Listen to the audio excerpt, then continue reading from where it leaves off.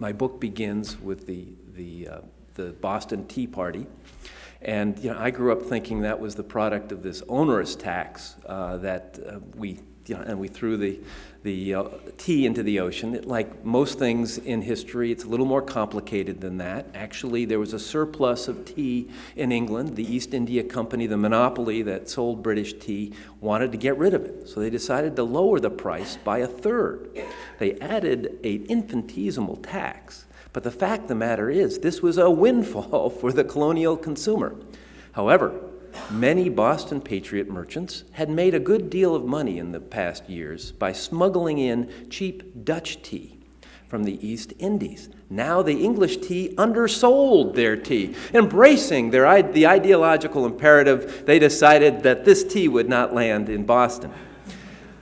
It was dumped in Boston Harbor in December. Benjamin Franklin in England, who is a colonial advocate in Parliament, immediately says, what's the reasonable response? Well, why don't they just pay for the tea?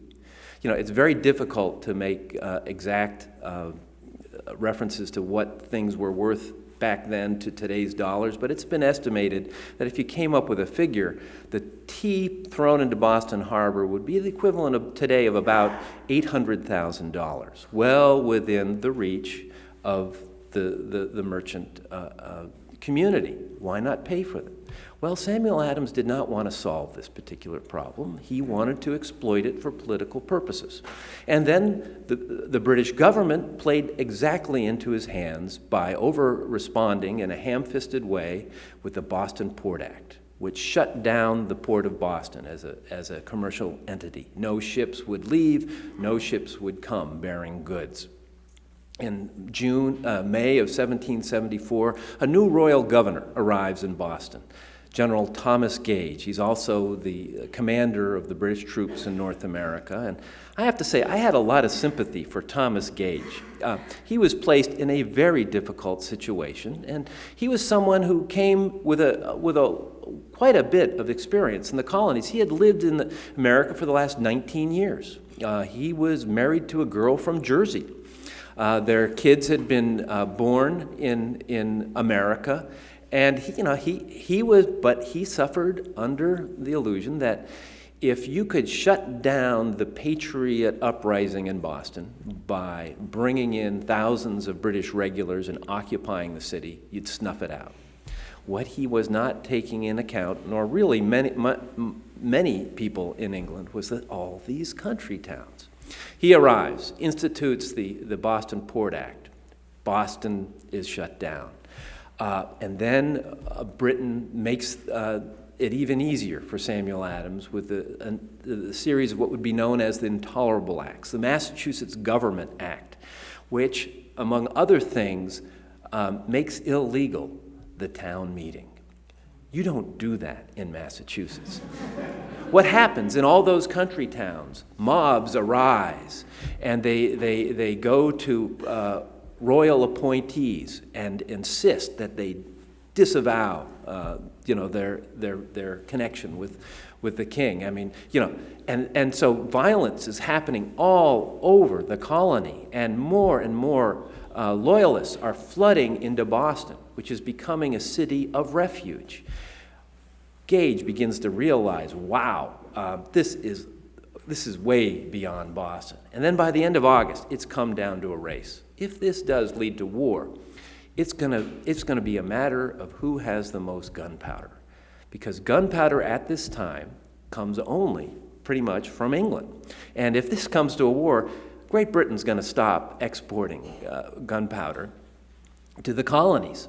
Gage, for his part, is rounding up as much of the royal supplies as he can before they fall into Patriot hands. And in end of August, he learns of a good amount of powder at the Stone Powder House in what's now Somerville. The powder house is still there. Many of you may be familiar with it.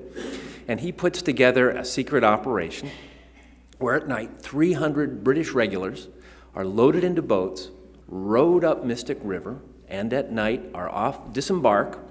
They march to the powder house where they wait till dawn. Apparently, you do not go into a powder house with a candle. The sun arrives. They go into the powder house, they get the powder, they put it in their boats, they go down the Mystic to Castle Island. It's no longer an island, but that fort is still there, where a regiment of soldiers were there and where there was a magazine of the royal powder. It was an absolutely flawless operation, except for one thing. A rumor was going around that when the British regulars were taking the powder, they were opposed by the Cambridge militia. Shots were fired, and several militiamen fell. It didn't happen. But that didn't prevent the rumor from spreading from town to town to town. By that night, every town within a 40-mile radius of Boston was alive with the outrage over their fallen brethren in Cambridge. By the next morning, thousands of militiamen were streaming towards Cambridge. By that afternoon, there were estimated 4,000 militiamen on the Cambridge Green. This is when Cambridge had a population of a third of that. They quickly realized that no one has died, but now they're going to take care of business.